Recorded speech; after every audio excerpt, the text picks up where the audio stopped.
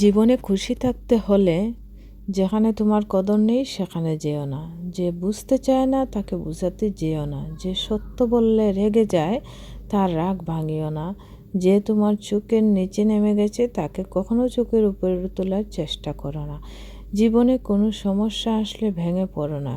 যে আবহাওয়ার মতো বদলে যায় তার সাথে কখনো সম্পর্ক রেখো না। হ্যালো এভরিওয়ান, আসসালামু আলাইকুম। সবাই কেমন আছেন? আশা করি আল্লাহর রহমতে সবাই অনেক ভালো আছেন। আলহামদুলিল্লাহ আমরা সবাই অনেক ভালো আছি। নিয়ে আসছি আজকের মতো ছোট্ট একটা ব্লগ ভিডিও। সকাল সকাল ভাবছি পাস্তা দিয়ে নাস্তা করব, এজন্যই কিন্তু পাস্তা সেদ্ধ করে নিয়েছি। আর পাস্তা অলরেডি সেদ্ধ করে রান্না করতে বসিয়ে দিয়েছি। সকালের এই ঝামেলা, বাচ্চারা স্কুলে যাবে, ঘরের কাজকর্ম, সংসার গুছিয়ে কাজকর্ম করতে হয়। তারপর হচ্ছে ওরা যখন স্কুলে যায় তখন একটা ঝামেলা পেতে যায়, ওদেরকে টাইম টু টাইম নিয়ে দিতে হয় স্কুলে। তো এজন্যই কিন্তু অনেক ঝামেলা লেগে যায়। আর নাস্তা তৈরি করা এটা তো আরও বিরাট বড় সমস্যা। তো পাস্তা তৈরি করছি, তারপর হচ্ছে নাস্তা করব, তারপর ওদেরকে নিয়ে স্কুলে যাব। সকালবেলা দেখা যায় এক একজন এক একটা খেতে চায়, কেউ পাস্তা খেতে চায়, কেউ উইটাবিক্স খেতে চায়। যার যেটা ইচ্ছে সেটাই খাবে। আমি পাস্তা তৈরি করে রেখে দেব, তো যার যার পছন্দ মতো খেতে পারবে। এই জন্যই কিন্তু পাস্তা তৈরি করছি। এই পাস্তাগুলো আমার খুবই পছন্দের, আমার খুবই ভালো লাগে। হেল্পিং হ্যান্ড ছাড়াই কিন্তু আমরা সংসারের কাজকর্ম করে থাকি। তো অনেক কাজ, সারাদিন রান্না বান্না, তারপর সকালে নাস্তা তৈরি করা, তারপর বাইরে যাওয়া, সব কিছুই কিন্তু নিজের হাতে একা হাতেই করে থাকি। পৃথিবীতে নিজের মতো চলতে গেলেও অনেক ধরনের সমস্যা আছে, আবার নিজের মতো চলতে না চাইলেও সমস্যা আছে। তো অনেক ধরনের সমস্যা ফেস করেই কিন্তু আমাদেরকে চলতে হয়। তো যাই হোক না কেন, জীবনে যখন যে সিচুয়েশন আসবে তখন সেটা মেনে নিতেই হবে। আর কিছু কিছু মানুষের সমস্যা কখনোই সমাধান হবে না পেছনের দিকে কথা বলা। পেছনে কথা বলা মানুষগুলা কিন্তু সবসময় পেছনেই থাকবে। ওরা তোমাকেও শান্তিতে থাকতে দেবে না, আর নিজেও শান্তিতে থাকতে পারবে না। আর সবথেকে বড় ভাগ্যের বিষয় হচ্ছে, তোমাকে নিয়ে যখন পেছনে কথা বলার লোক থাকবে তখন বুঝে নেবে যে ভাগ্যের চাকা তোমার ঘুরতে আর বেশি সময় বাকি নেই। পৃথিবীটা যেন এরকমই। পেছনের দিকে কথা বলা মানুষগুলো কখনো এগিয়ে যেতে পারে না। ওরা সবসময় পেছন থেকেই কাজ করবে, পেছনেই থেকে যাবে। আর যারা সামনের দিকে এগিয়ে যেতে চায় ওদেরকে শুধুই বাধা প্রদান করা হবে, ডিস্টার্ব করা হবে, কখনোই যেন আমরা সামনের দিকে এগিয়ে না যেতে পারি। এজন্যই হচ্ছে সবথেকে বড় প্রবলেম।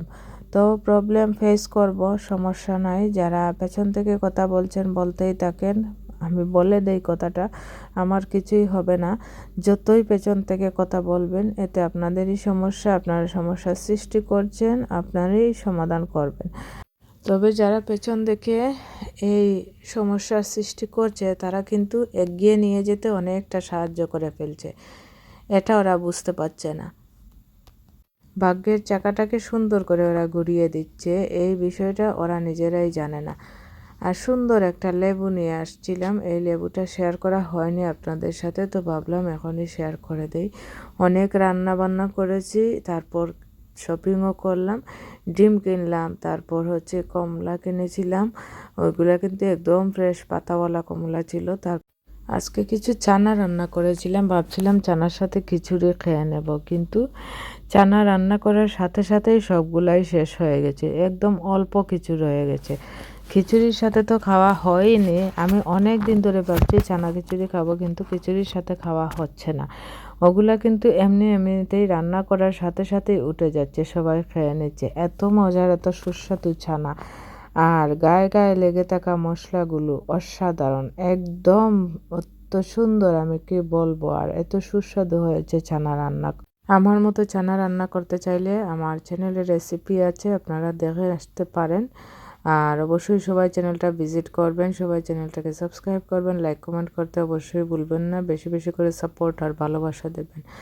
আর আজকে অনেক রান্না করেছি, দেখতেই পাচ্ছেন অনেকগুলা কারি একসাথে রান্না করেছি, না হলেই হবে না, কারণ এক একজন এক এক ধরনের কারি খেতে পছন্দ করে, তাই সকলের পছন্দেরটাই রান্না করে নিয়েছি আজকে। কলিজা বোনা করেছি, তারপর সবজি রান্না করেছি, সব কিছুই কিন্তু হয়ে গেছে একসাথে। খিচুড়িও রান্না করেছি, ছানা বোনা করেছি, অনেক রান্না করেছি আজকে। তো সারাদিন ব্যস্ততার মধ্যে গেছে। একটু বাইরে যাব, ঘোরাঘুরি করব, বন্ধুদের সাথে আড্ডা দেব, শপিং করব, কিন্তু এই যে সংসারময় শপিং সেটাই শেষ হয় না। আর নিজের মতো করে কিছু সময় পাস করা সেটা তো আর হচ্ছেই না। তো কি আর করার, এইরকম করে চলছে, সংসার জীবন চলতেই থাকবে। আর একটু বাদাম নিয়ে বসে গেছি, বাদাম খাবো বলে। তো এখানে অনেক ধরনের বাদাম দেখতেই পাচ্ছেন। ভিডিওটা এ পর্যন্তই। সকালে ভালো থাকুন, সুস্থ থাকুন, আল্লাহ হাফেজ।